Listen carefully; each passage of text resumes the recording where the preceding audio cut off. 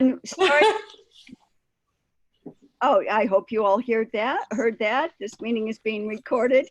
Well, welcome to this webinar. There was some technical difficulties getting us started, but you are at How to Use Telehealth in the Nutrition Treatment of Eating Disorders. My name is Marcia Heron, and I am the first speaker, and I'll also serve as our moderator. Therese Waterhouse and Melanie Rogers will also be presenting. And we have with us Ronald Fan. I was going to introduce him as Webinar Tech Guy Supreme from AED's Membership Management Office. He's the head. But since we had problems, we'll let that go. We speakers are aware that this is a very US-centric webinar, in part because the US has very complicated legal and billing issues that need a fair amount of explanation. You will appreciate the traces of Melanie's native Australian accent, and we'd be happy to discuss with any dietitians from other parts of the world who use telehealth about putting together a more international focused webinar for a future broadcast by AED. Now, some housekeeping items. This webinar is scheduled for 90 minutes. We definitely have content for the 90 minutes. All participants are muted. And let's see, I am supposed to see if you all can hear us by saying something in the text box. Which of course, Ron, I don't see here. I'm not going to worry about that right now. As we can. Okay, good. Also to say, the recording will be posted at the AED website very, probably today, but shortly, and you can download it at your convenience. We're including a PDF of our PowerPoint, which you participants can use as a handout. We will have questions and answers. You can write them into the text box on your screen, and we'll deal with the questions at the end of the seminar. Okay, Therese and Melanie, let's check your volume. Hello. Good. Okay. And Ron, I am not seeing any the Q&A box, so I'll let you deal with that. Okay, let's introduce ourselves. I feel like we already know each other from going through this morning. Our full bios are listed on the AED website, so I'm just going to give some highlights. First of all, we are US registered dietitian. Therese Waterhouse specializes in eating disorders and sees patients in her private practice in rural Oregon. She's also busy working on a grant she secured to train other health professionals about eating disorders, to improve treatment and treatment distribution, and to extend eating disorder treatment to underserved patients. Melanie Rogers is founder and executive director of Balance, an eating disorder intensive outpatient program in New York City. She is also an adjunct professor of Department of Nutrition and Food Studies at New York University. Now, just a bit about me. Like Therese, I'm in private practice specializing in eating disorders in a rural area, New Hampshire for me. And like Melanie, I have a faculty appointment at Dartmouth Medical School as a clinical professor. Okay. I am taking on the practical considerations. I've been using telehealth with some of my patients for the last 10 years. Living in New England, a big problem are snowstorms that make travel dangerous. I've always said to patients and their families, don't come if you feel like you're risking your life. And telehealth has been so helpful in maintaining care when the roads are bad. I also treat Dartmouth students who travel and eventually relocate, and telehealth has been helpful for that. Okay, definitions. There's so many of them. There may be a couple more. Telehealth, telemedicine, telecare, televisits, virtual visits, et cetera, et cetera. What are the differences? Marcia, are the slides up? What was that? Are the Health network. So,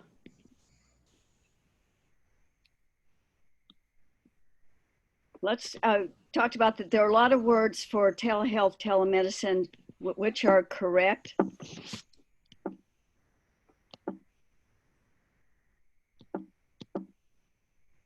Ron Mize, oh, here we go. Okay, there we go. The Federal Communications Commission, FCC, which is a US commission that sets definitions for things. Take a look at this. Telemedicine, telehealth. Originally, telemedicine was focused on physicians using telecommunications, and telehealth was a little broader. Telecare has more to do with fitness apps and maybe glucose monitoring, heart monitoring, that sort of thing.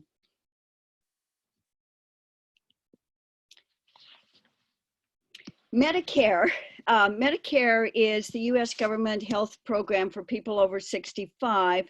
Has this, this is a direct quote, telehealth, telemedicine related terms generally refer to exchange of medical information. Typical insurance language, I love it. They put a slash, telemedicine, telehealth.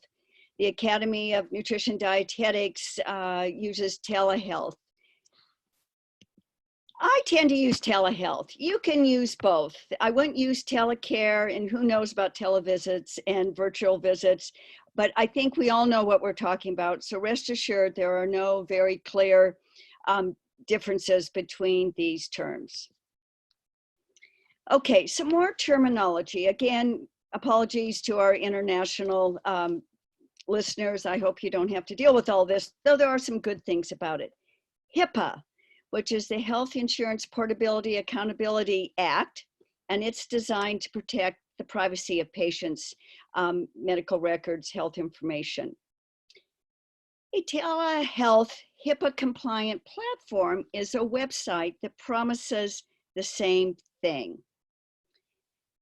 A business associate agreement, a BAA, is a legal written agreement between the telehealth vendor and the clinician, guaranteeing that they will protect our patients' privacy. It's required that if you're using a telehealth platform that's HIPAA compliant, that you have a copy of the BAA. It's downloadable. It should be in your files. It's one way to tell if a platform is HIPAA compliant. Do they offer you a BAA? If they don't, it's not HIPAA compliant, meaning there's no promise of privacy. Okay, more legal considerations. And we all know about the COVID-19 pandemic, of course, and things have changed and are changing as we go along. Here are some HIPAA compliant platforms. I did a quick survey last week of dietitians on the International Federation of Eating Disorder Dietitians listserv, and these were the HIPAA compliant platforms that came up that people recommended. They're listed here in alphabetical order. Full disclosure, I use Doxy. What's nice about Doxy is they have a simple version that's free. That means you can get up and running and test out telehealth for yourself before you commit to a platform to pay for. In the US, Doxy costs about $35 a month. It has more bells and whistles than the free version. The one I like best, a ding, a text, and an email when a patient enters a waiting room. Paid platforms, including Doxy, include photo capture, group calls. You can add family members in different parts of the country, screen share, file transfer, payments, and some of the more expensive platforms actually have a lot of practice management apps, including scheduling, etc. Now, alert. Also this past week, The US government is temporarily waiving requirements to use HIPAA-compliant platforms. This is a good thing because there's been a lot of connection problems. We think because of overuse this past week with HIPAA-compliant platforms. There's been problems with Doxy. I think their increase in use has just gone up, skyrocketed. This means that because of this promised waiver that theoretically you could use FaceTime. I did plan to mention Zoom here. There have been problems with hacking a Zoom, so that's not recommended. But Facebook Live and Twitch and some others that I've never heard of are not recommended because they are even less secure. Consent. Providers need to get either a verbal or written consent before utilizing telehealth with a patient. If you're doing it verbally, you need to note, again, this is US, note it in your notes and put the date and the time that you discuss this.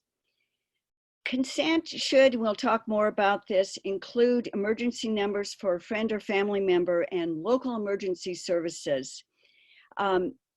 Important to know, in the US, our 911 emergency number does not work if your patient you're concerned about is out of state. Here is a consent form. You're going to get the PDF of this, so you'll be able to see that Mulaney put together, and she graciously has shared it, and I'm sharing it again. She's done a lot of thinking. We can ask her if she consult with a lawyer. It certainly looks like that to me. It's really excellent.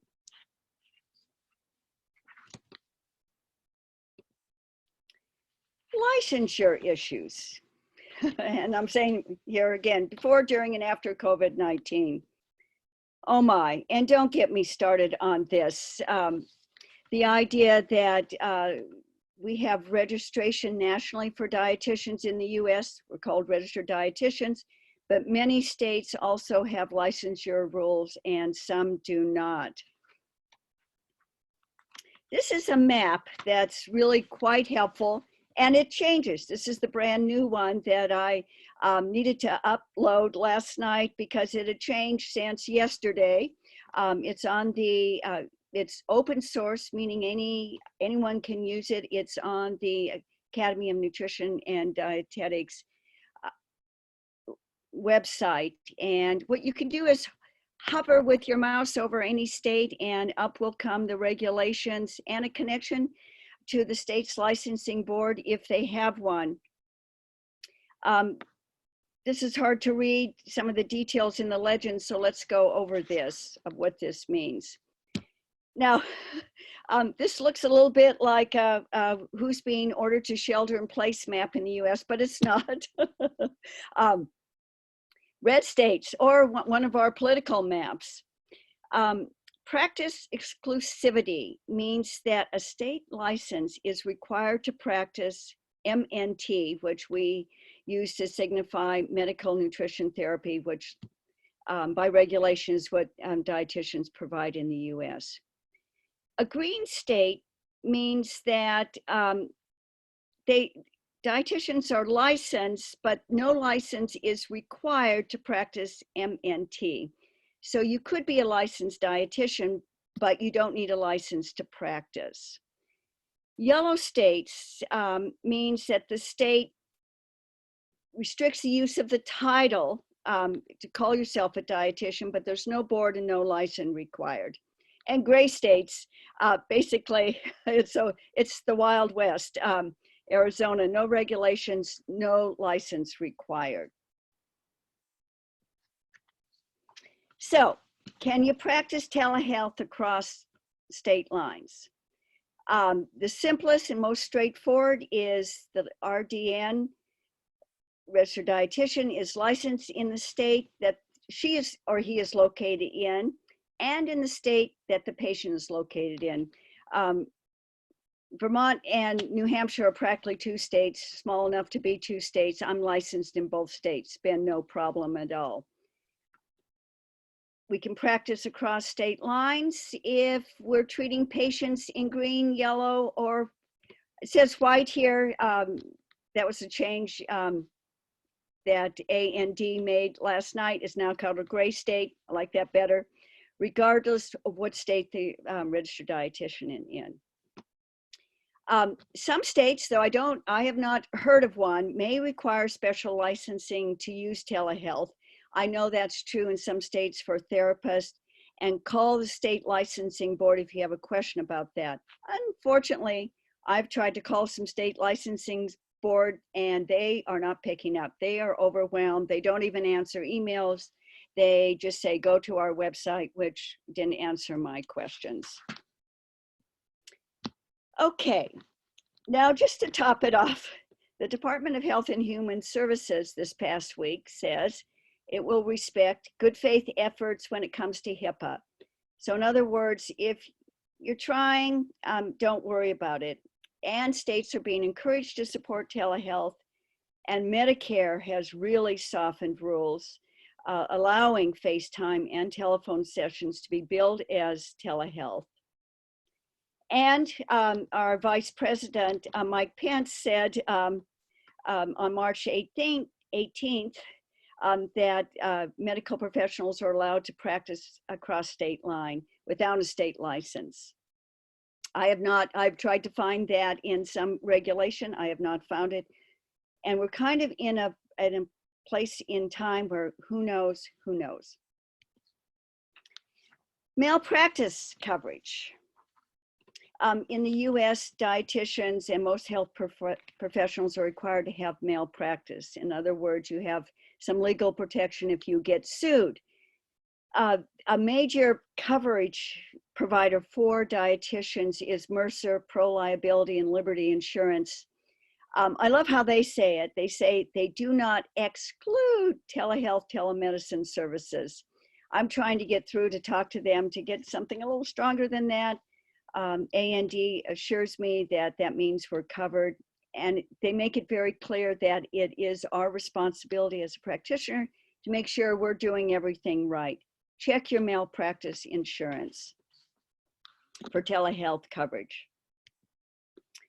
Now, we can practice legally following the steps I've just laid out, but what about getting paid? I often joke with my patients that my hobby is making insurances pay. My niche is that I participate with all insurance, including Medicaid and Medicare and all the Blue Crosses. Therese who practices in Oregon, as I said earlier, has good experiences as an out-of-network provider with single case agreements. If people have questions about that, ask Therese. Okay, more details here. Billing. I know a lot about this because I do not have a biller. I bill myself. On the right is what we call a HIPAA form. This is what is a standard form for billing insurance companies. Procedure codes, the ones listed here are CPT codes. That ends up being a little bit important. These are the ones that dietitians use. Place of service, for years has always been 11, meaning where I was when I provided the service for an office visit. And 02 is for a telehealth visit. And then there are these modifiers, which are circled there on the right. And you put them in the first modifier box after the CPT code, either 95 or GT. This is not at all clear, and it gets worse. Well, let me tell you a little bit about modifiers. What does GT mean? Well, it basically means it says that you're using telehealth. It's been the most common modifier. It can be attached to any code. Modifier 95 is a new one, relatively. It can only be attached to CPT codes, which medical nutrition therapy codes are, so we don't need to worry about that. So you have these two modifiers, and insurance companies, I can tell you from experience, will reject a claim as being how do they like to put it, incorrectly billed if you have the wrong modifier. So I've made it a quest to figure out who does what and requires what. Medicare just changed theoretically to make it easier for us, that now we can, instead of using place of service 2, you can use 11 if you're billing for a telehealth visit. Use modifier 95. I list 2 Blue Cross programs I work for that have different modifiers. And here's an example of what it looks like on a claim form. Because this is tricky and claims are being rejected, and I've done this for a long time, I have my patients sign a financial agreement that basically says, I start it like this: I'm like a hotel. I have a copy of your credit card on file in case you charge for room service. No, I mean in case the insurance doesn't pay. And that's been very helpful. So families know I work very hard, but if I'm unsuccessful, they will be required to pay. Let me get into some practical advice for doing telehealth. Practice. We meant to practice this morning so that we'd be really slick in presenting this to you all. Have a family member sign on as a patient. Practice. Wear clothing, same type of clothing you'd wear face-to-face. I wear yoga pants because it doesn't matter what I have on my feet. Good posture, so patients are really just going to see theoretically the top half of you. Yes, make sure your device is fully plugged in and charged, and it's a good thing to remind patients of that. The web camera, that's that little green light on my computer, should be at eye level, and you should keep your computer still.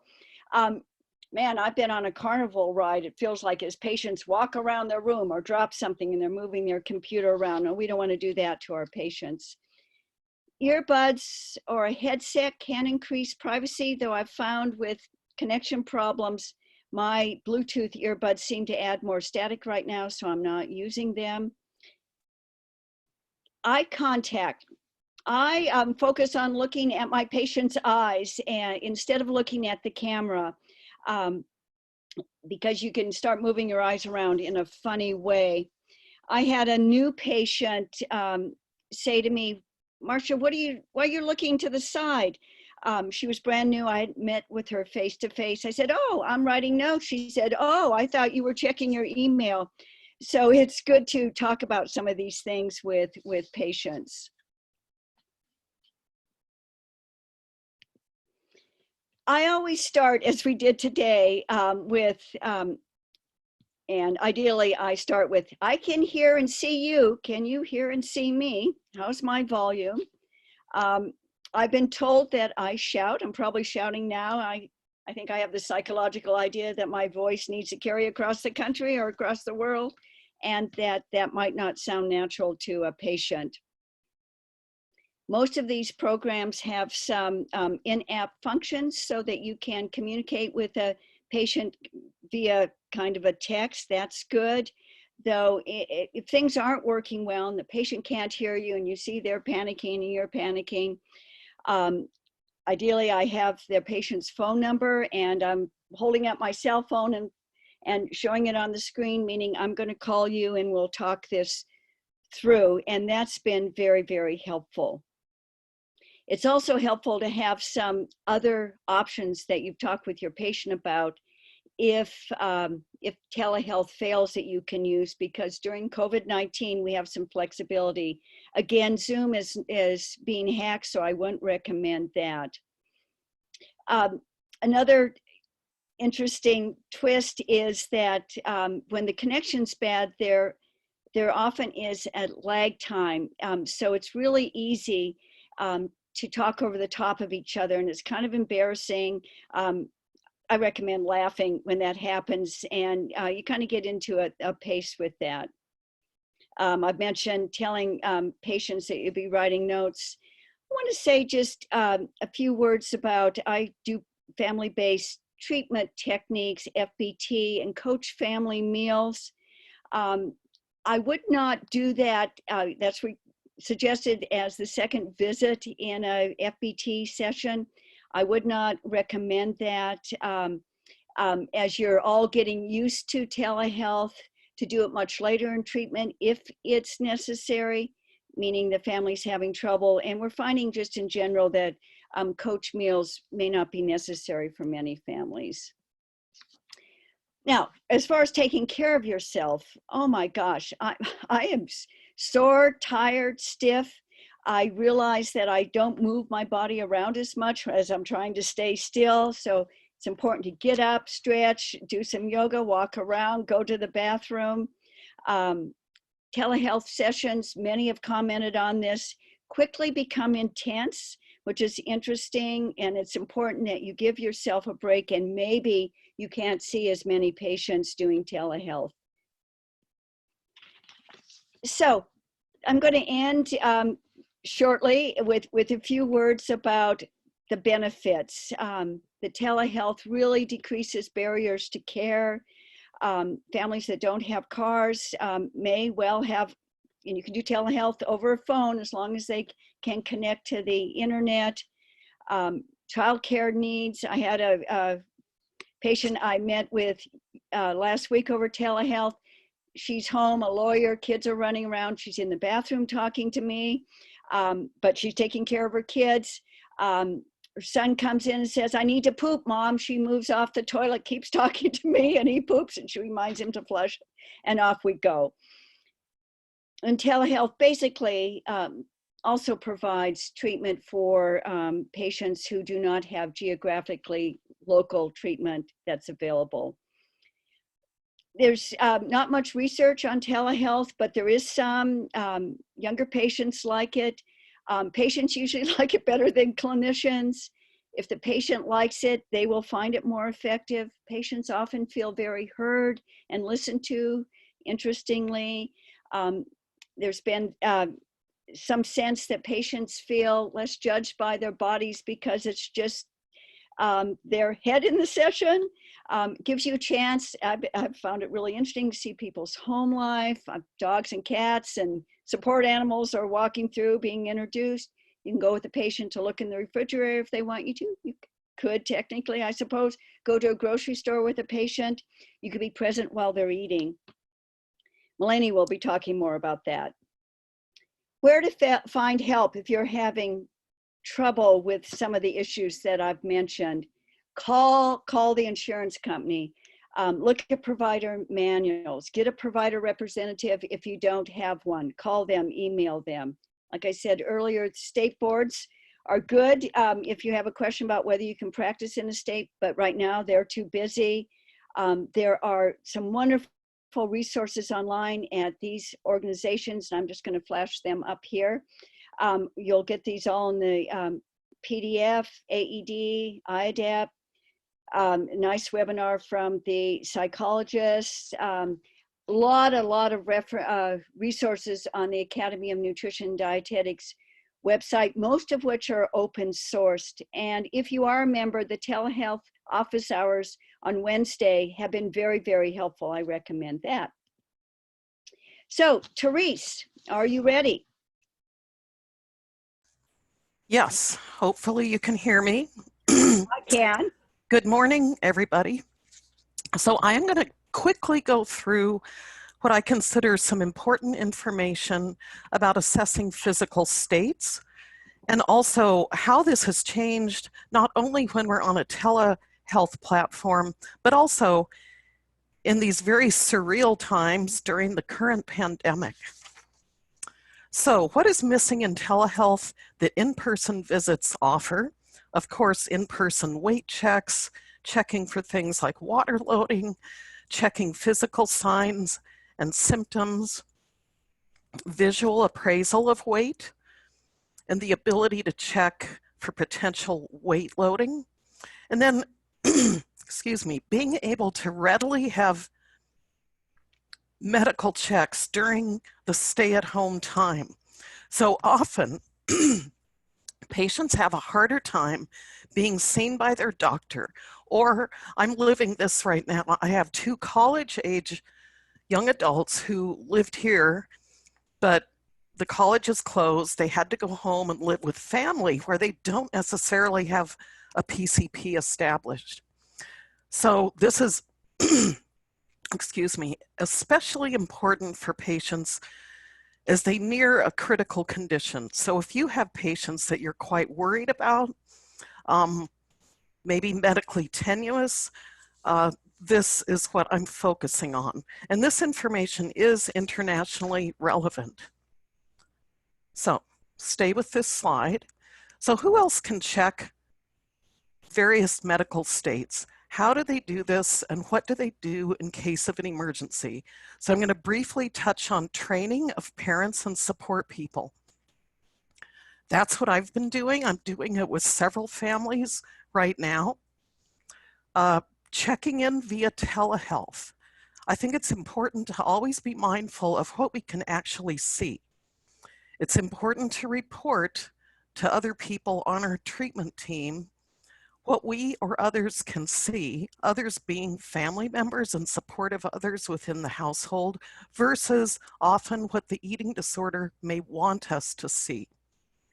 Because we know with telehealth, we don't have as much visual acuity as we would in those face-to-face office visits. So questions that I always ask via telehealth are things like, is the patient dizzy? What have they eaten, and who has seen them eat this food?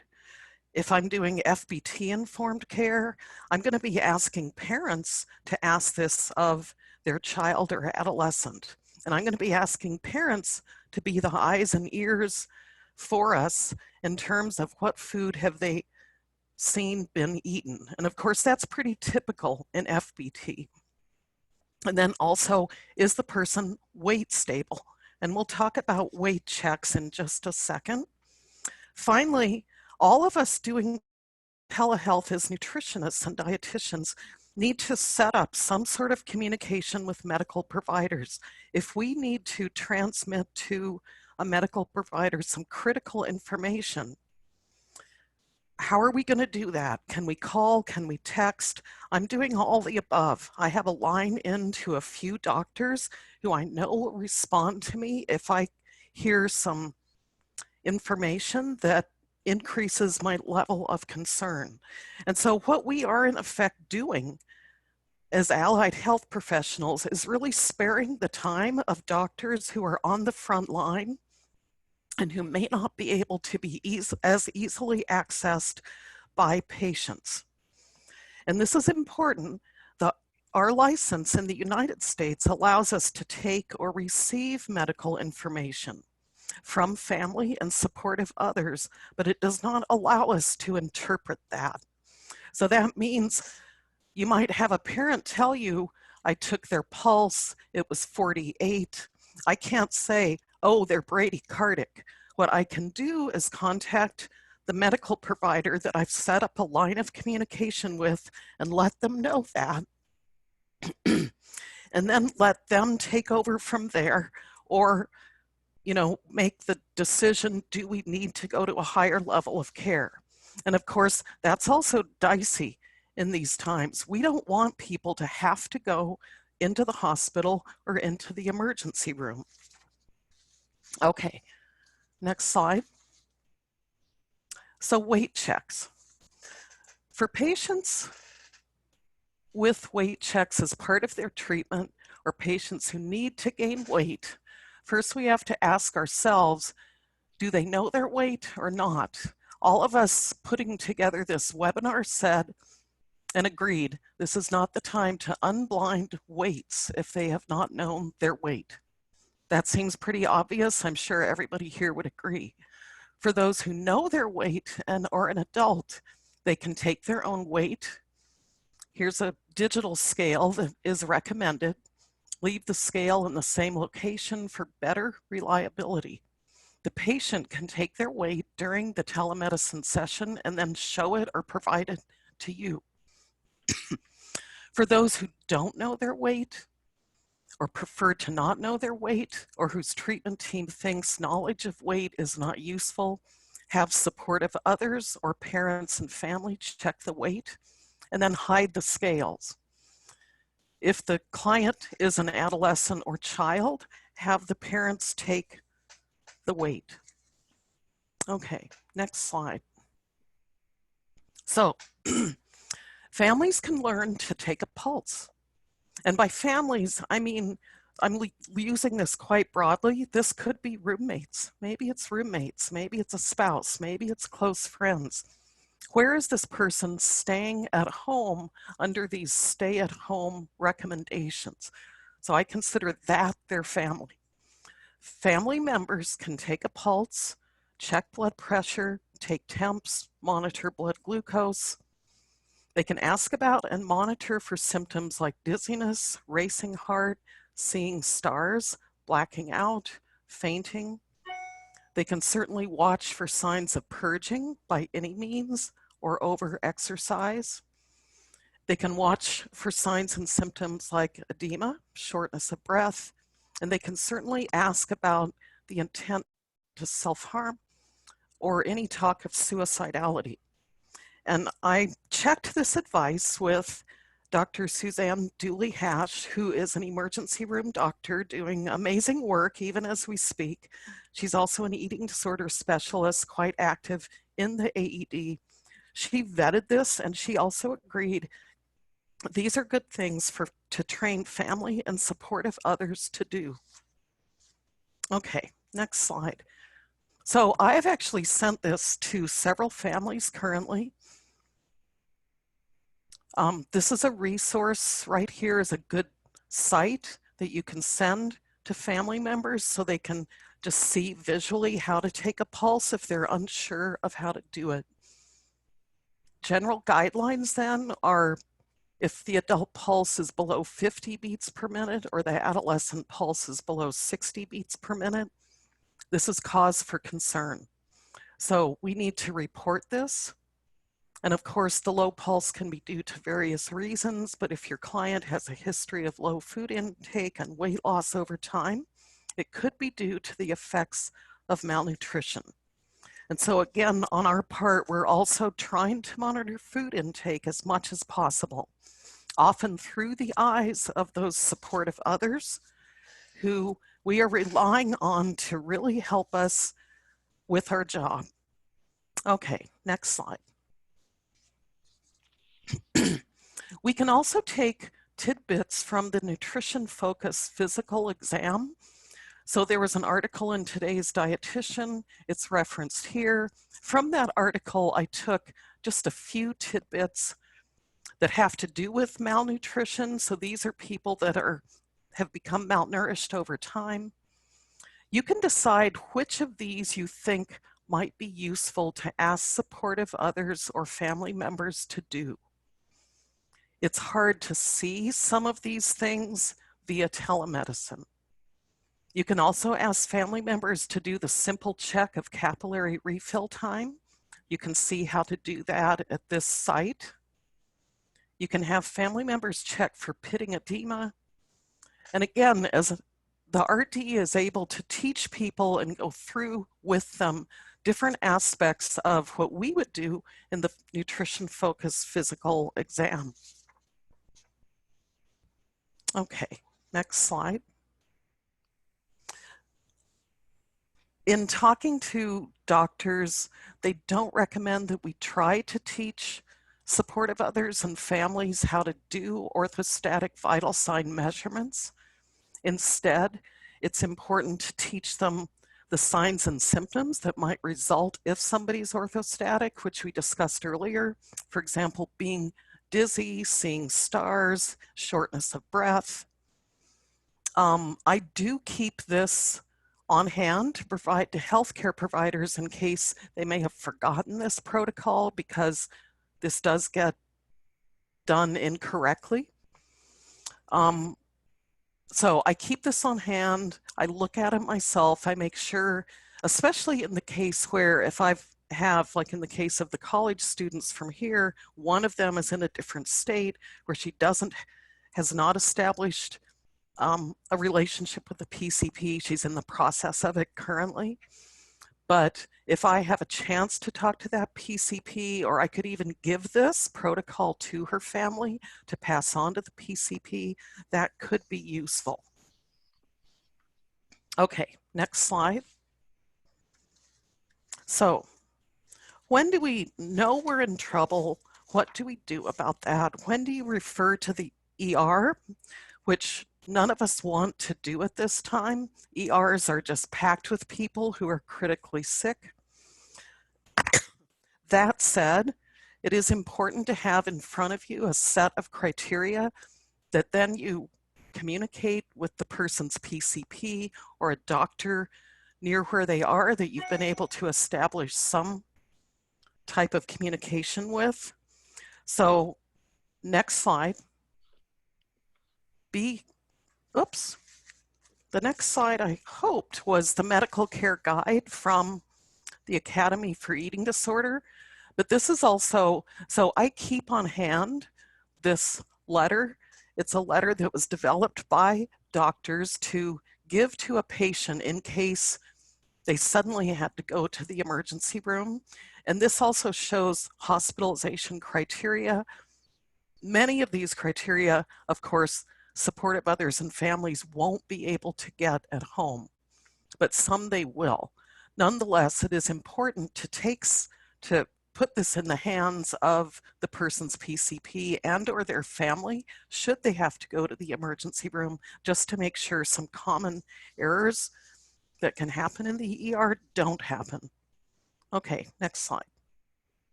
And this is the medical care guide, commonly known as the AED Purple Book, developed by the Medical Care Standards Committee.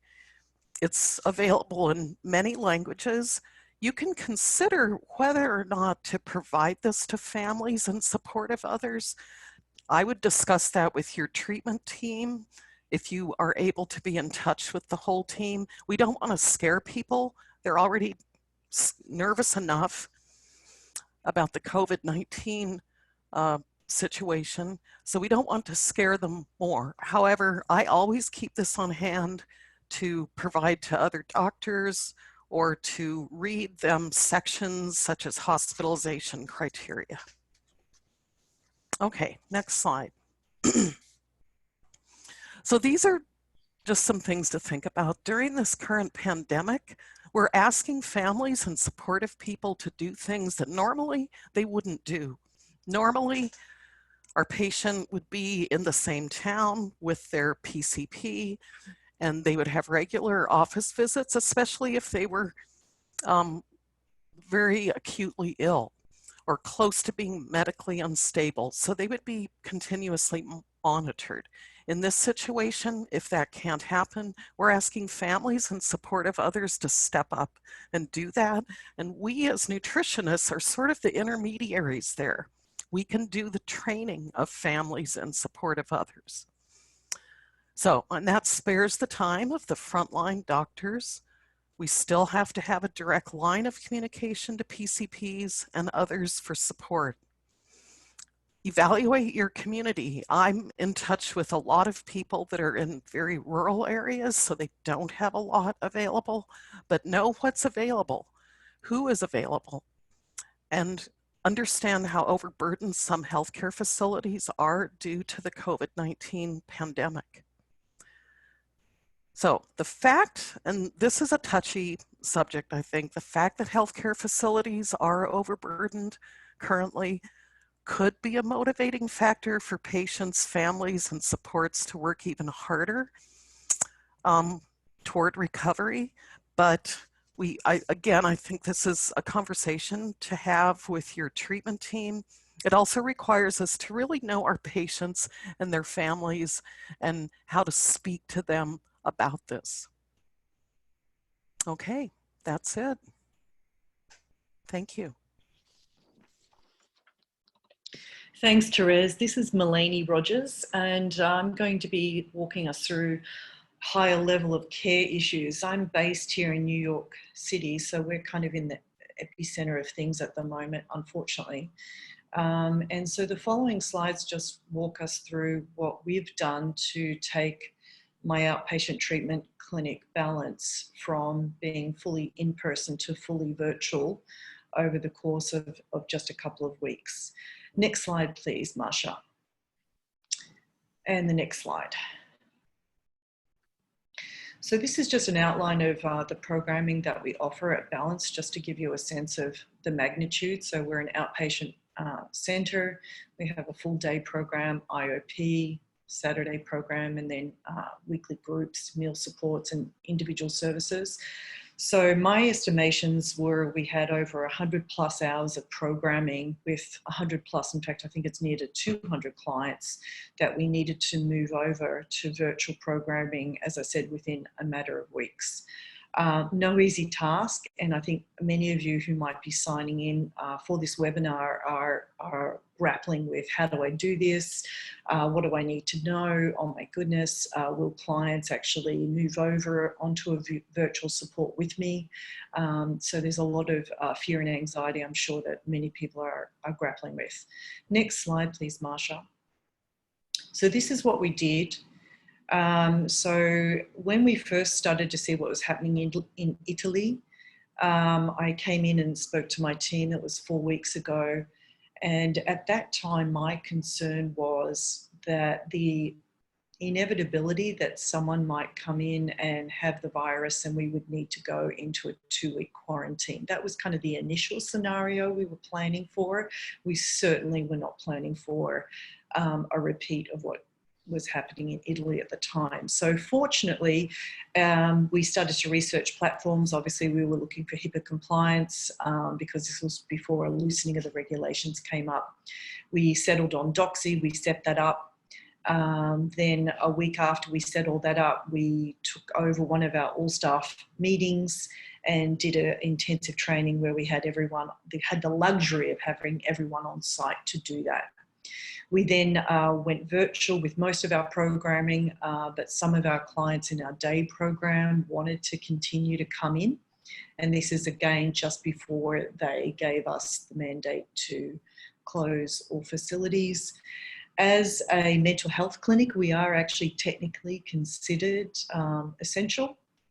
And our New York State Office of Mental Health has been in communication, but they are saying if you can go virtual, do go virtual. So we wanted to do that, but we did do this hybrid for a week before that 100% mandate came into place. And at that point, I made the decision as the owner of our business that I didn't want to put my staff in jeopardy if we could protect everyone. So therefore we went 100% virtual. Now, as you would imagine, we had a couple of clients, the sickest of our clients, who said, if you guys go virtual, I'm going to pause my treatment because, you know, that type of modality isn't helpful for me. So we kind of suspected it. But what was so interesting is after we went 100% virtual, a couple of those very same clients then reached out and said, hey, can we join in? And on the first Monday morning, when we had everything virtual, the clients were just elated to see each other on a screen after spending the weekend at that point at home and in isolation. So it was actually much more readily embraced than what I thought. As a business owner, I was really fearful of having to actually just close down our centre and put everyone on furlough and just wait until it passed. So scary times. Next slide, please. So the challenges, however, having laid all that out for you, and as some of you are already experiencing, I've been watching the IFID listserv feeds, and we're finding that Doxy very quickly was not reliable. So in the middle of all this, we had to pivot, and we pivoted to using Zoom, which has its own problems now, but we're not using the free Zoom platform. We're using the business/healthcare platform. It has an expense attached to it. It is HIPAA compliant. we haven't had any concerns thus far, but we're certainly following what the FBI is now investigating, etc., and what Zoom is trying to do to stop the Zoom bombing, they're calling it. But so currently what we're doing is actually doing a mix of Doxy. We're finding Doxy is stable for individual sessions, but we're finding the Zoom platform is better for groups and team meetings. And one of my staff, I think, is using Google Classroom right now. So as New York State has relaxed some of these HIPAA requirements, we're still trying to do it as best we can, but it's certainly taking a bit of the pressure off, and sorry for that typo on HIPAA. Okay, let's go to the next slide. So what we've learned, as I mentioned earlier, clients were initially reluctant, threatened to drop out. Once New York City shut down, clients embraced the change, and we're actually, you know, we don't often get a lot of appreciation from our clients, but they were really appreciative of us offering those virtual services. So that's been wonderful to see. Next slide. What we did, because we were concerned, similar to our webinar this morning where we had technical difficulties in the beginning, what we did is we had 2 clinicians sign in for each group that we were running, so that if there was a technical issue, one staff member could then try and problem solve that on the back end, while the other clinician was communicating with the clients and, you know, trying to move to a different platform should we need that. Therefore, as has been outlined by both Marcy and Therese, you have to have all your clients' contact information on hand, have a group email, have a group cell, a group text, so that you can very quickly communicate with them and just let them know, hey, we're here, we're trying to problem solve this.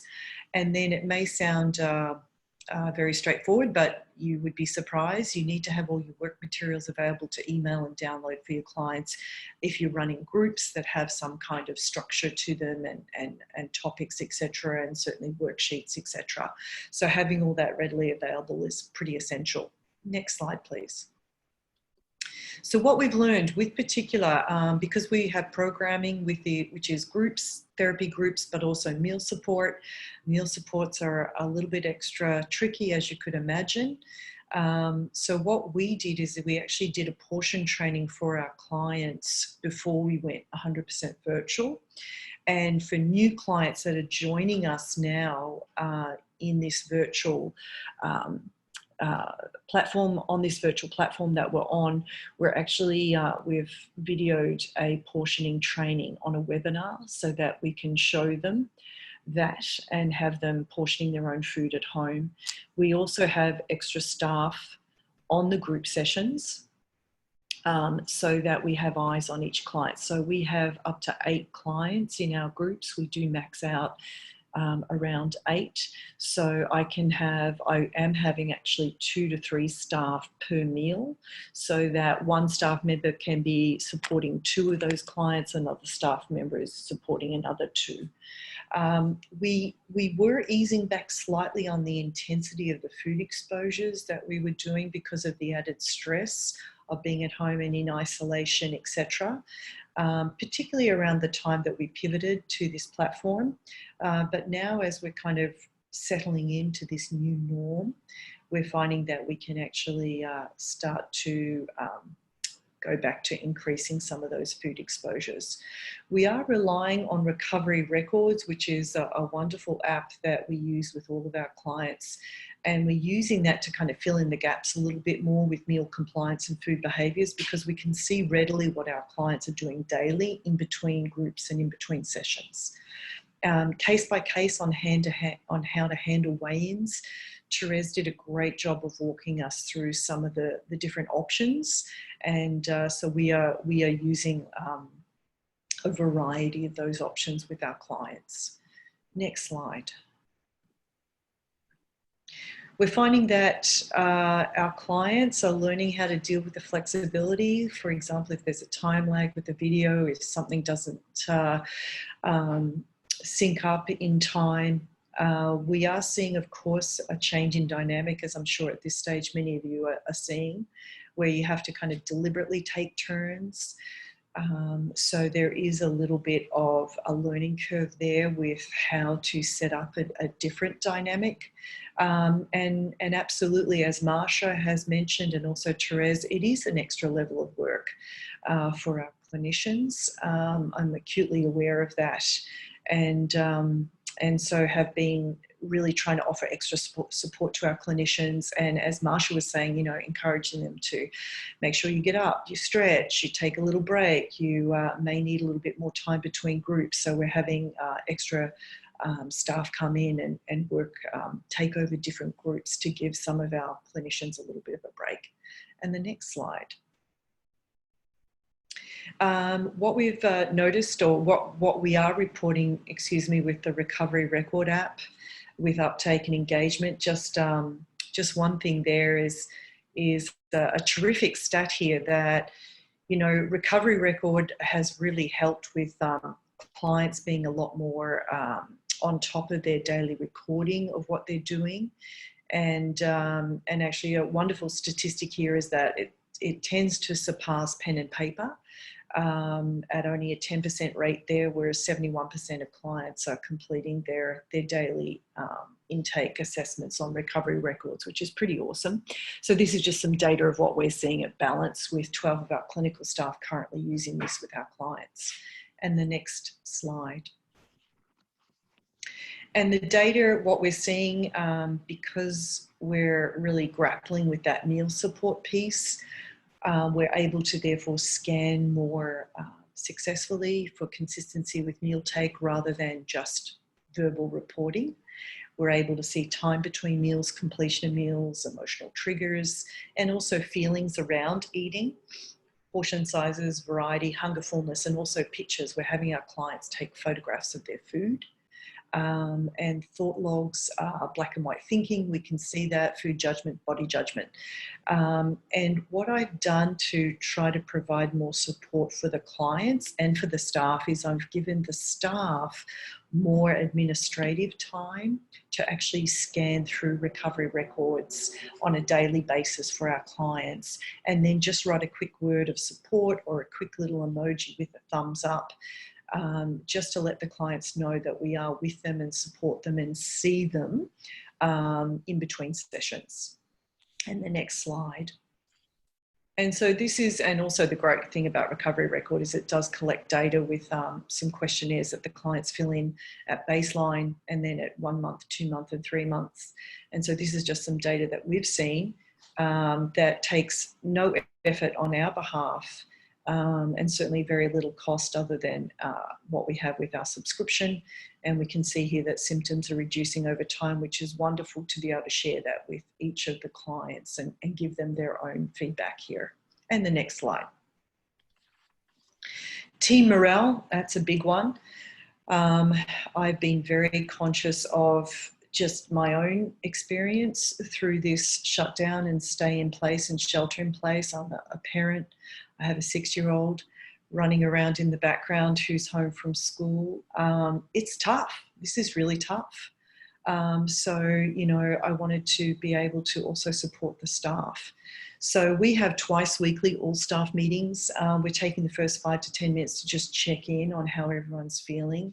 I make it my own personal goal as the leader of my team to speak to each person individually, send them an individual email, quick text. And also what we've started, one of my staff started this, is a daily kudos email. So a staff member just picks one person in the team that has done something that stood out for them, and then writes a lovely email highlighting that person. And that person who's been highlighted gets to then pick someone else. And I have to tell you, it's awesome to read each day what the team are writing about each other. So that's one way of kind of keeping that team morale going, excuse me. Also, after our very first week of being 100% virtual, at the end of that week, I have to tell you guys, I was exhausted, and I know my team was as well. So I put together a care package for everyone, which consisted of a soft toy, a soft toy, a bunny rabbit actually, and a Burt's Bees hand repair kit. And we sent that out to everyone on the team. as our way of just, giving them a virtual hug. And it's been just so lovely to see their response to that. And when we get online together, everyone's holding up their little bunny. It's really cute. A couple of our team members had their birthdays, so we actually sent them a cupcake that arrived on the day that they were able to open up the cupcake with us, and we were able to celebrate. Fun emails, pictures of our dogs and cats, or little videos, etc. So I really emphasize for any of you who have team members that you're also taking care of during this time, that it's so essential that they feel connected as well. And the next slide. And I think at this stage, Marsha, we're going to take Q&A, and I know that there have been some great questions come up in the chat box, which Marsha is now going to walk us through. Thanks to everyone for listening and tuning in today. Over to you, Marsha. Okay, and actually, I don't see any questions in the Q&A, but I have a few, and if this would be the time, those of you who are still with us, to use the Q&A box, which is on my screen. It's at the top. It might be at the bottom on yours. We were planning to go over that, but we didn't get a chance to. My first question is actually for Melanie. Portioning training. I'm fascinated. Can you tell us more about that? Yeah, what we did, Marsha, is each of our clients obviously have a meal plan, and we talk about, macronutrients, how much carbohydrate, how much protein, how much fat. So we literally got out measuring cups and measuring spoons. We don't tend to do that at Balance because we like to try and move clients onto eyeballing. And we talk to clients about that, but because of this situation and because of their high anxiety, we decided to give them that actual portioning training. So it was really like, okay, so here's a bowl of pasta, and then I get out my measuring cup, and this would be how much we would measure. 2/3 of a cup of cooked pasta is 1 carbohydrate on your meal plan, and this is what it looks like on the plate. And so that was how we did that. Marsha, can you hear me? Yeah, yes, I can. Thank you. Great. And actually, on the in the chat box at the bottom of our screen, Marsha, I noticed that's where people were putting some of their questions. If you can see those, Melanie, I don't seem to see those. No problem. I can read them out for you. Great. So I think the first one here was, I've been told that Zoom for healthcare is much more secure than the normal Zoom services that are being hacked. Can you speak to that? I think I already spoke to that. My understanding is the same. We're paying for our Zoom service. It's not the free one. I believe that has extra security around it. So we are continuing to use that Zoom platform.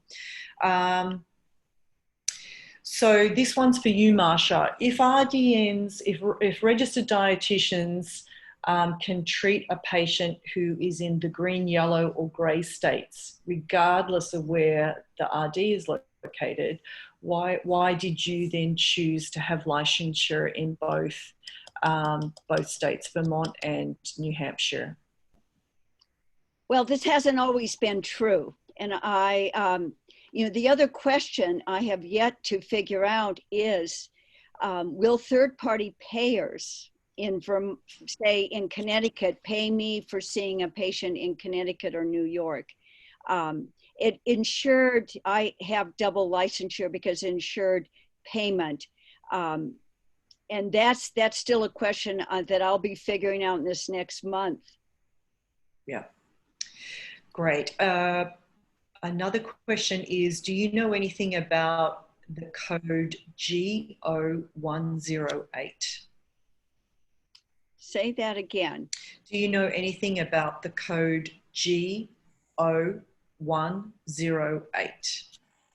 I do not. There are all these G codes. I think they're associated more with Medicare. Therese, do you know anything about G codes? I try not to use them. No, I haven't used them. Okay. Great. That came in from Tiffany, and Tiffany responds that the it might be 0 or O, GO108 is for diabetes, Yes. which I do bill when seeing ED clients with diabetes. Got it. Great.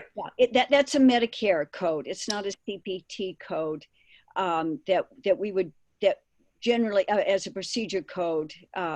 So when you're working with Medicare, it's a whole, I'm not, I only see a few patients with Medicare. Yeah, got it. There is another question here from Michelle. Michelle is in Missouri. Michelle is asking about physical assessment, etc. I think Therese did a great job there of covering that. So I think that question came in before you went over everything there, Therese, if I'm not mistaken. Next question is actually for me. What have I learned about getting food to the patients at home for group? What we've actually done, because we have small intimate groups, we actually set up seamless accounts for our clients who are in, generally in New York, but in the tri-state area.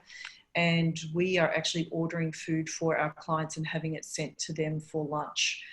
We're having our clients prepare their own breakfasts, and we have a menu, a food plan menu that we fill in with the clients on a Friday for the upcoming week, so that they pre-select what breakfasts and what snacks they're going to be having in program ahead of time, and also what lunches. And then they're responsible for making sure they have those food items at home for breakfast and for snacks. We're keeping those fairly basic because we're trying to be sensitive to people's access to grocery stores. We're actually encouraging our clients to not go to grocery stores, but to use Instacart or one of those home delivery services.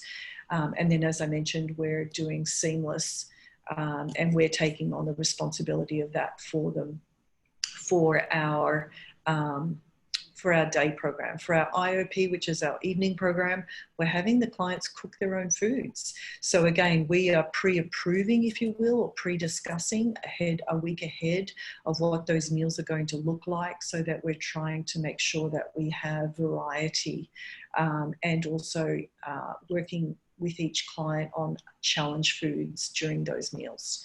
I hope that helps answer that question. Okay, let's have a look. One issue, this is from Carolyn, one issue that I'm running into are clients who do not feel like they have privacy at home. Two have chosen to have sessions by phone because they can leave their home. Others have multiple children and cannot feel that they can separate enough to concentrate on our time together. Thoughts on that? Marsha and Therese, because you guys have done telehealth for a lot longer than we have, maybe you'd like to speak to that question. Well, Therese probably has some ideas too. One, I often explore, is there anyone in your family who could do childcare for you, watch the kids, in other words, while you and I are talking? Sometimes our patients need help in asking for help, and sometimes just the question can be helpful.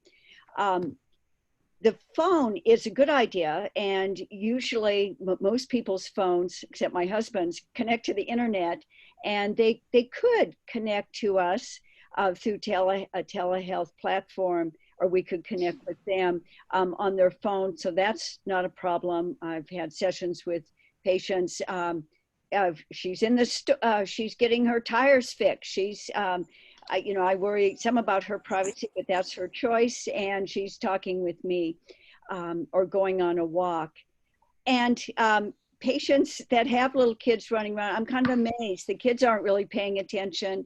They're actually more used to it than we might be, of having all this background going on, that many of them can have a session even though it's chaotic. Therese, what's your experience? The few times I've had that situation, I have tended to use the phone. I will ask the patient, what do they feel they can be most comfortable with in terms of both privacy and also just being able to hear what I have to say, and they've opted for phone. You know, another idea, that if they just put in some sort of earphones, headset, that keeps the people around from hearing what I'm saying at least, and gives a sense of privacy.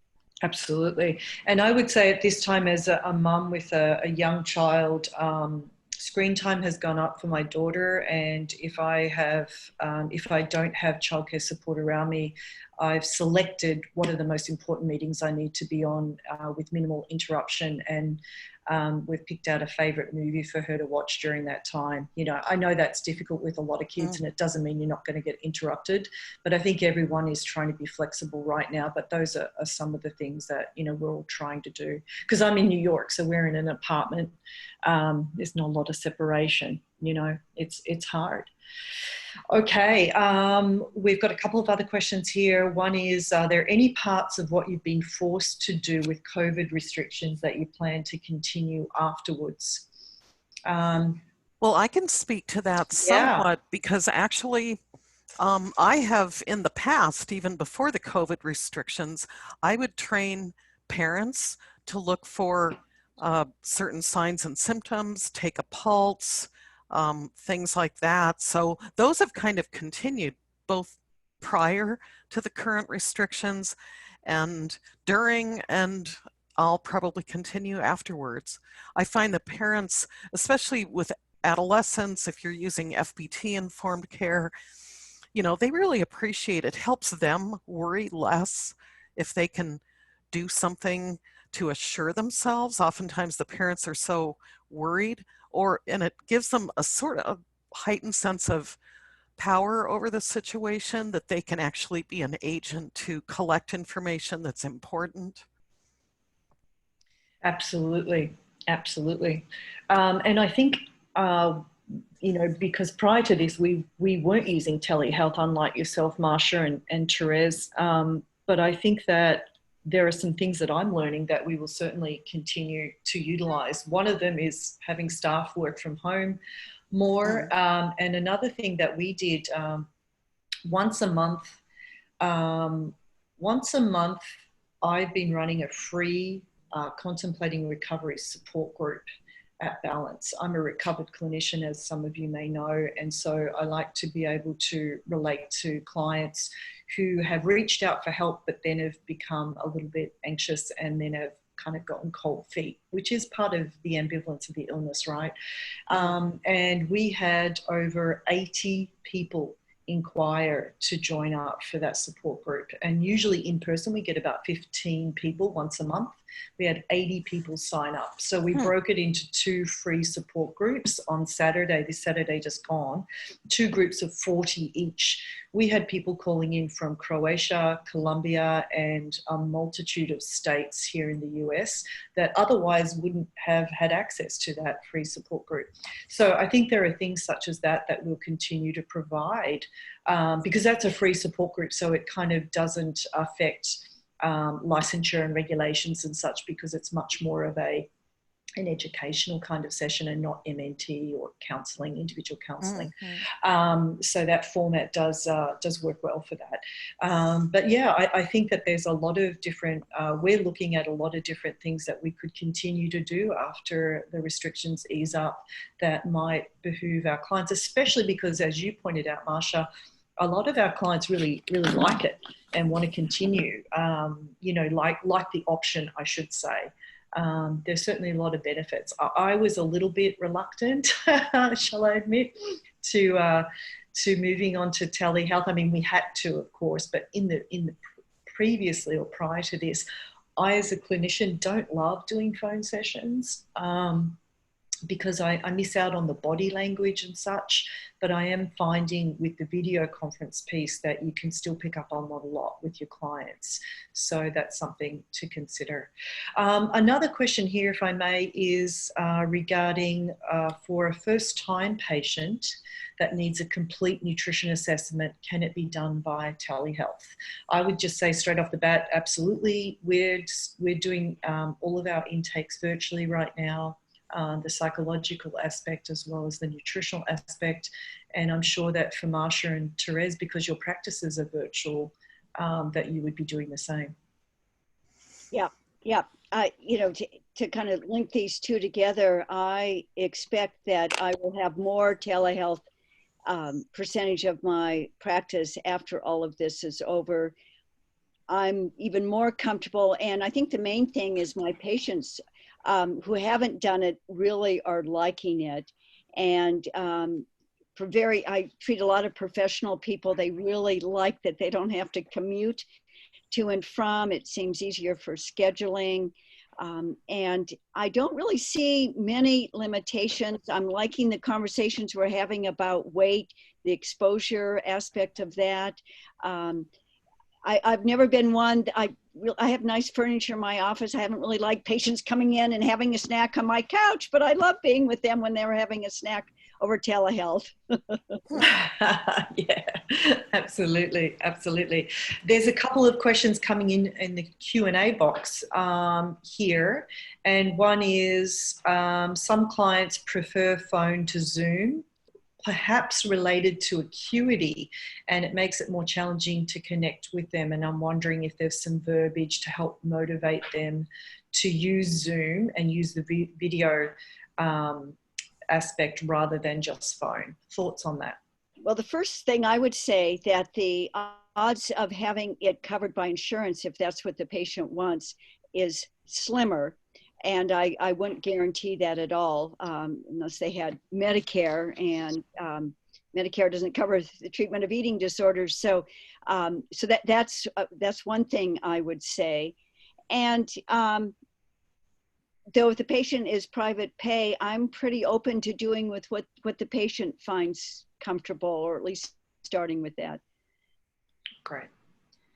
There's some questions on how people can obtain access to the PowerPoint presentation. I believe that AED will be putting that up on the website later today or tomorrow at the latest, so that they'll have access to today's presentation. And another PowerPoint, yes, that's yes, right. Mhm. Exactly. There is a question here, going back to Michelle's question about the most appropriate way to do the physical assessment. She is asking about if a client should wear certain types of clothes for the session so that you can see more of a full body visual at some point during the session. Well, I would say first look at the full nutrition focused physical exam and pick out from there things that you think you can actually see. And I would say, yes, do have them wear clothing that could be a bit more revealing so you can see the body part or parts that you've chosen to examine over time. But I think it's important. You have to figure out what can I really see on a screen. Yeah. Another question, do you get a weight for new patients via telehealth? Well, that raises all sorts of questions. Example of us talking over the top of each other. Sorry to read. Of whether it's necessary or not, and this would be a question I would have, regardless of whether it's a telehealth visit or in office. On the other hand, in my practice, we're all about exposure to all sorts of things, including weight. So more of my patients than not check their weight with me, and it's actually been a really positive thing. And what's interesting is I know some of them are saying, Marcia, I really miss your scale. And they like mine. It's like they have the relation, they like my scale. It is the scale. And we talk about, this helps us transition to you being able to manage this, thinking of them eventually graduating from treatment with me, of them being able to take this on. It's not a special thing. You don't have to have a fancy scale. I'll say, okay, here's the first weight on that scale that Therese mentioned is $20. That's one of the reasons I recommend it. It's on Amazon. We joke about the tape measure that's included with it. I say it's for your sewing kit and leave it at that. But I want patients to be able to take care of their own health, and this is one way of making the scale not scary. It's just a measure like blood pressure or blood glucose. Therese, you'll probably have a thought on that too. Well, like you, I think it depends who this patient is. Is it important to get weight at this point in time? Certainly, if they're medically critical, it is, if weight gain is necessary. And so, yes, I would get a weight somehow.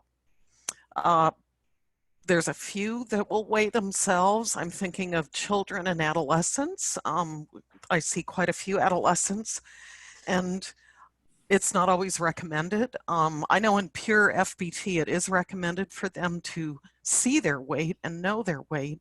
However, they don't take their own weight. So again, I would lead on family and supportive others to possibly fill in that gap with the younger population.